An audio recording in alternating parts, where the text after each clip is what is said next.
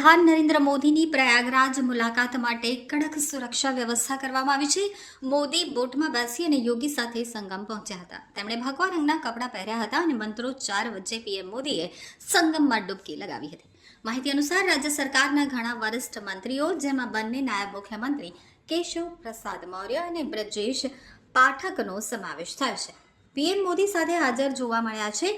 તો પ્રધાનમંત્રી નરેન્દ્ર મોદીએ સંગમમાં ધાર્મિક સ્નાન કર્યું છે. જેટી ઉપર ઊભા રહી અને પીએમ મોદીએ માં ગંગાને પ્રણામ કર્યા અને આચમન લીધા પછી ગંગામાં ડૂબકી લગાવી હતી. પીએમ મોદીએ હાથમાં અને ગાળામાં રુદ્રાક્ષની માળા પહેરેલી હતી.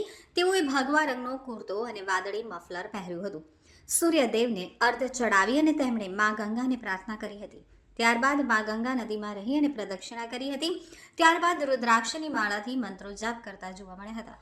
મહત્વનું છે કે પીએમ મોદીએ 2019માં અર્ધ કુંભ મેળામાં પણ આસ્થાને ડૂબકી લગાવી હતી. ત્યારબાદ 2021માં કાશીમાં ગંગા નદીમાં પણ પવિત્ર સ્નાન કર્યું હતું. ત્યારબાદ આજે 2025માં પ્રયાગરાજમાં તેમણે સંગમ તટે સ્નાન કરી અને ધન્યતા અનુભવી હતી.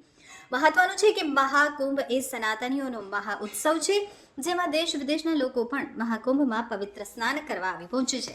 તો પીએમ મોદીના આગમનને લઈ પ્રયાગરાજમાં ચુસ્ત બંદોબસ્ત ખડકી દેવાયો છે.